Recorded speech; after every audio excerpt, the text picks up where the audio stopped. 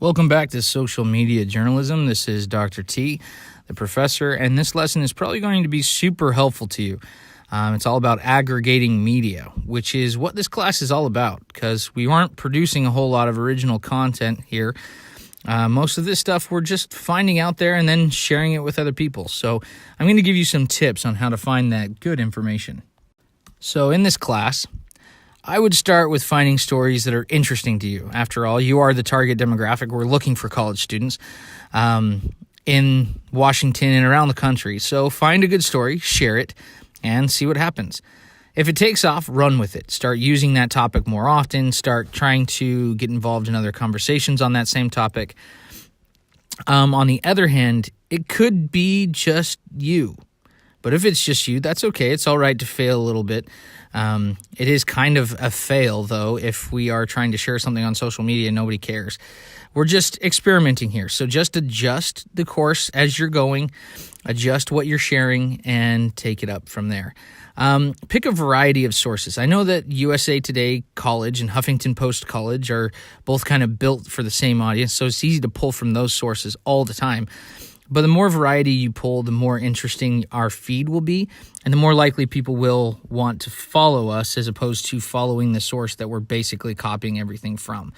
That's the beauty of aggregation, that we can just pull from anywhere, and it doesn't really matter. Organize your information. There's a lot of information on the web. It's a big, big thing, the whole internet. So you want to organize what you're doing. Once you look for that good, trusted, interesting source, you need to put it in some kind of format where you can get back to it easily. Definitely consume a lot of information on the web and on your mobile phone. Expand using your social networks. You should be getting out there and curating good sources of content via Twitter lists, Facebook lists, all different types of social media, Snapchat, Instagram. That's how you're going to organize things, by creating these lists. And by making sure that we're following them on our accounts as well, not just your personal accounts. And then you can use Google Alerts. If you've never used Google Alert before, this is magical. You should really give it a try. Just go to google.com/alerts and set up an alert for a topic or a thing that's interesting to you. Or your own name if you ever get mentioned, and Google will send you customized emails right to your inbox that shows you where and how that topic or person is being mentioned. This right here is what the Google Alerts look like. Just type in a search query, tell them what kind of results you want, what language you want them in, what region they're coming from, how often you want the alerts. It's very customizable and very useful for this class. If you want to type in college students or universities or something like that, it's possible you'll get some good alerts that way. Or if it's just a particular topic you're interested in, like music or a particular band or a sports team, this would be a good way to make sure you're seeing the freshest content that's coming across Google or basically the internet. So setting up a Twitter list is a good way to spend some of your time while you're working a social NN shift. There's no minimum requirements to how often you're posting on Twitter. I think you should use some of your time to do things like this, organize lists for our work on SNN, for the account itself. Here's an example list that I created. It's on my own personal tweet deck. It's my news sources. So I have anywhere from CBS News, Huffington Post, CNN, New York Times, a whole bunch of different things. And that's where I get my strictly news content information.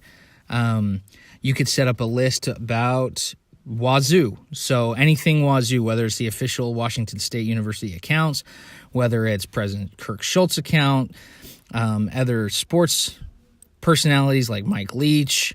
You could get all your information that way, just in one place, in one column on TweetDeck, and it really kind of cleans things up and helps you to kind of keep track of a whole bunch of different things.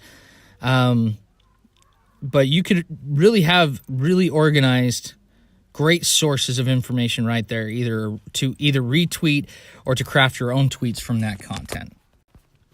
On Facebook, it's important to like a variety of news sources.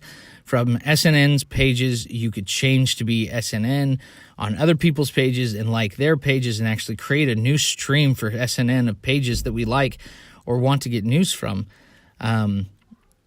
There are opportunities for us to go and do that as we're working on these social news network shifts to kind of help us get a little bit more interaction. And this is part of what the interaction that I'm talking about when I ask you in your self-evaluations, what have you done to try and get some interaction, whether it's liking pages, subscribing to different pages or to different people.